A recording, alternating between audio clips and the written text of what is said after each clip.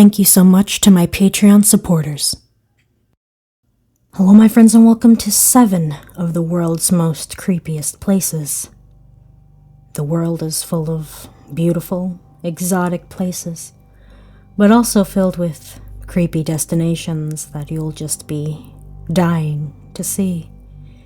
If you're a thrill seeker, cult enthusiast, or just wanting to be terrified, these 7 creepy places might just be where you'll want to go this vacation season.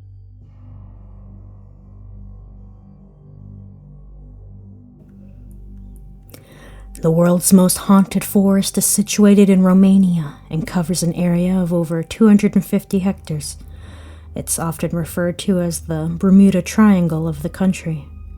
The world's most haunted forest has a reputation for intense paranormal activity and unexplained events. Reports have included ghost sightings, unexplained apparitions, faces appearing in photographs that were not visible with the naked eye, and in the 1970s, UFO sightings were reported. Visitors to the forest often report intense feelings of anxiety and the feeling of being constantly watched. Moreover, the local vegetation is somehow bizarre in appearance, like something out of a make-believe story with strangely shaped trees and unexplained charring on tree stumps and branches. The forest was named after a shepherd that disappeared in the area with a flock of 200 sheep. Most people who live near the forest are afraid to enter it due to the stories and legends that have been handed down.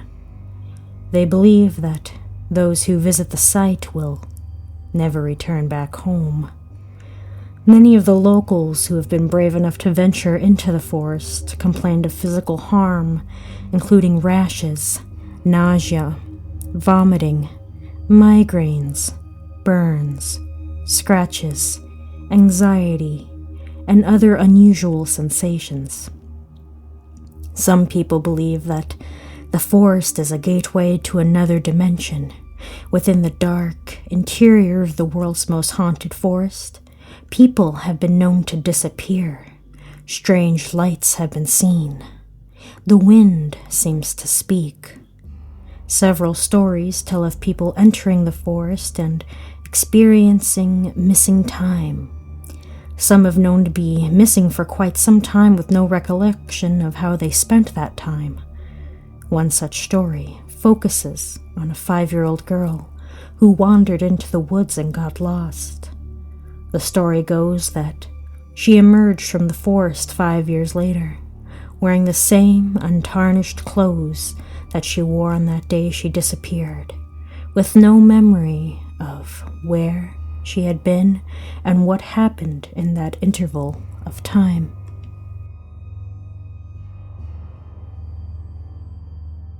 There are few places better situated for debating paranormal phenomenon than Mary King's Close, Edinburgh's notoriously haunted spot below the city chambers. The Close was inhabited during the 16th and 17th centuries, before the plague ravaged families living in the tightly packed tenement buildings.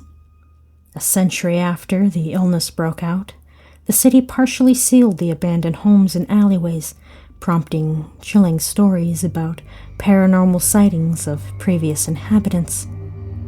The celebrity of the Close's supernatural resident is Annie, a ghostly preteen, so the story goes, who scared the daylights out of a Japanese psychic in 1992. The psychic had been unimpressed by the tour until she arrived at one of the many small rooms. There, she was suddenly struck by an overwhelming feeling of sickness, hunger, and cold. And when she tried to leave, felt the ghastly tug of a ghostly hand on her leg. Poor Annie's spectral life has now been fleshed out, and it's believed that she had been left to die by her family. Since then, people from around the world have come to Annie's room. Many have told tour guides of seeing impressions of the spirit in the room. Some visitors, treating the room as a shrine, have left gifts for the little girl out of affection. The uncharacteristic drop in temperature in Annie's room and the feeling of anxiety by patrons visiting the room is a bit concerning.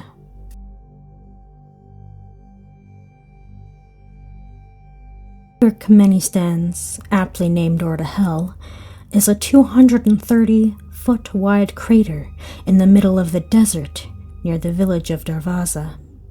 In 1971, a team of Soviet scientists set up a drilling platform looking for natural gas reserves.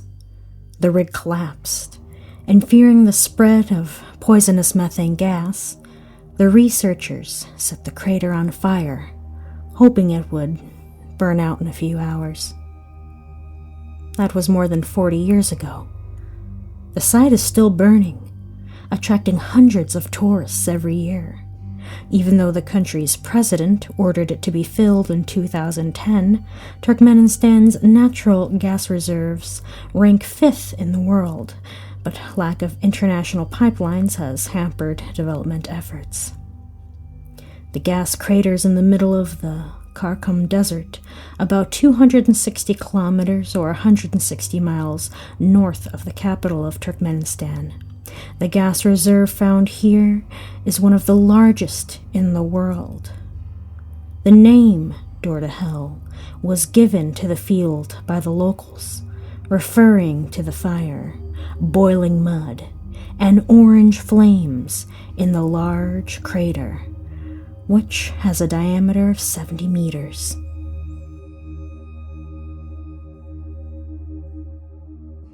The Nazca Lines are geoglyphs located in an arid, coastal area of Peru that cover an estimated 170 square miles or 450 square kilometers. Scratched on the ground, they number in the thousands and depict creatures from both the natural world and the human imagination. They include animals such as the spider, hummingbird, monkey, lizard, pelican, and even a killer whale. It also depicts plants, trees, flowers, and oddly shaped fantastic figures. Also illustrated are geometric motifs such as wavy lines, triangles, spirals, and rectangles.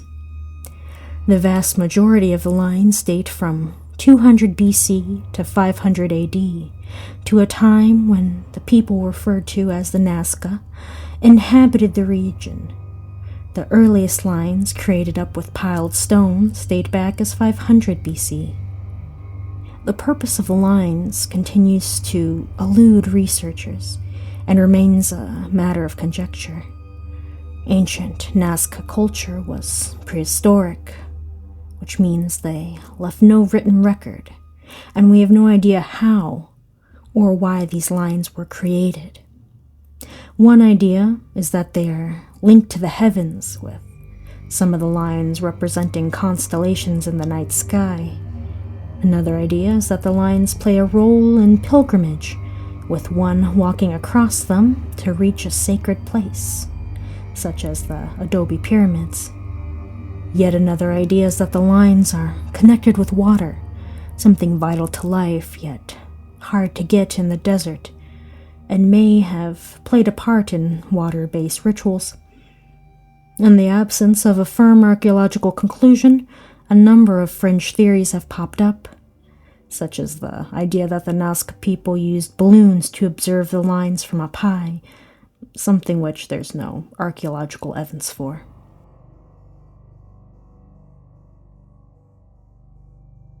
Mexico's La Isla de las Muñecas, or Island of the Dolls, has become an unlikely tourist attraction just south of Mexico City, drawing thousands of tourists and photographers morbidly fascinated by the strange spectacle. But it's the tragic story behind the island that is perhaps more disturbing, and according to legend, it begins with the tragic death of an anonymous young girl more than 50 years ago. According to reports, a man named Don Julian Santana left his wife and child one day and moved to the island on Tehislo Lake to live out his years as a recluse. Upon arriving to the island, reportedly sometime in the 1950s, Santana discovered the body of a young girl who had drowned in the canal. He later found her toy doll floating nearby. Moved by the discovery of the girl's body, and perhaps to appease her spirit, Santana set about transforming the whole island into a shrine dedicated to the lost soul. For decades, he collected dolls by the hundreds, including baby dolls and some Barbies, and decorated the island with their lifeless bodies. Santana salvaged the dolls from the canals and garbage. He lived in a small cabin where his photo and a few possessions are still on display, surrounded by some trees and some 1,500 of his decaying dolls. As word of the island spread, Santana began accepting a small fee to show visitors around his peculiar home. Ghost stories are part of local lore in this region, which gave way to spooky tales of the dolls coming alive at night, apparently consumed by the dead girl's spirit. But in a dark twist, in 2001, Santana's nephew found him dead in a canal, in the same spot where Santana had, decades earlier, discovered the corpse of the girl that inspired his life's work. As popular interest in the island and its dark legend grew, relatives of Santana questioned whether the dead girl really existed and suggested it was a figment of his imagination. But the strangeness of the legend behind Santana's bizarre island has continued to fascinate the public.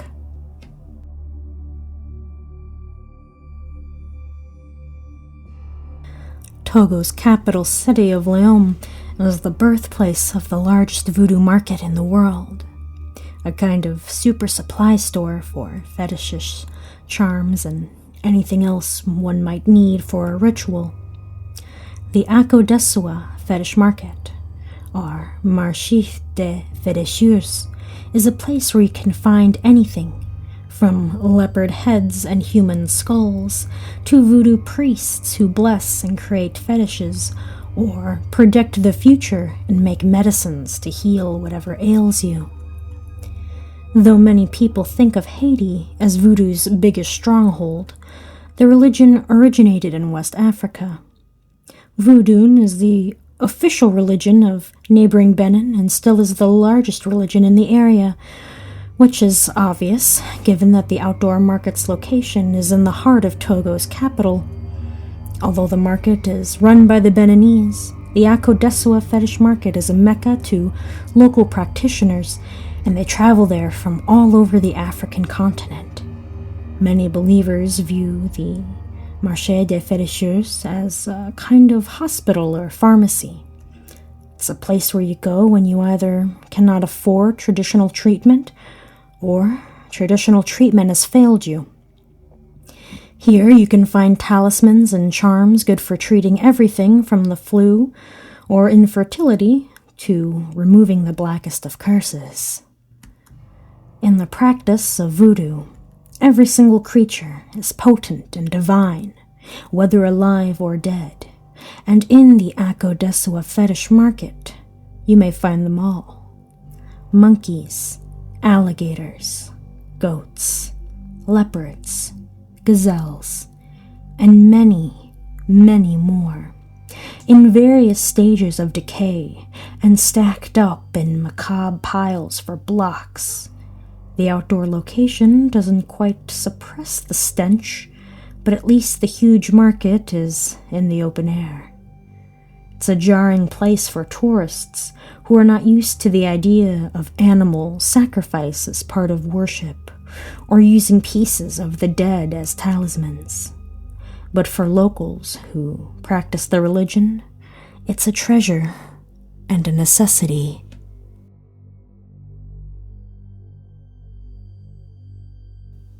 The catacombs of Paris are underground ossuaries in Paris, France, which hold the remains of more than 6 million people in a small part of a tunnel network built to consolidate Paris' ancient stone mines.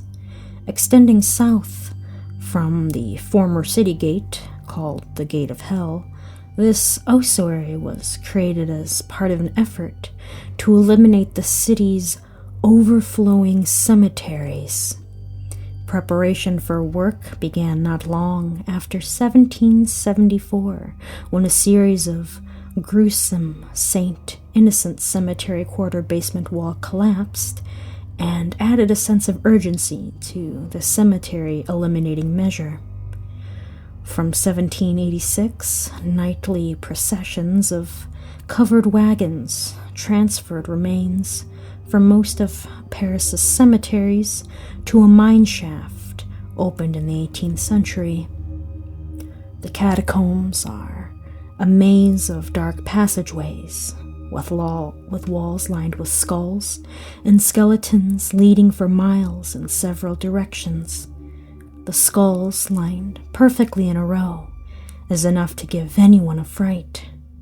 There are even a few skeletons that aren't meant to be there either, like that of Philibert Asper, whose body was found in 1804, 9 years after he disappeared in the catacombs. Hello, my friends, Mori here. This is a new series I'm trying out to cover more general spooky subjects rather than just true stories, and to create longer videos and more content for you. If you enjoyed this video and want me to do more like these, please like this video so I know. That's all the time I have for today, my friends. Please wait for me. Until next time.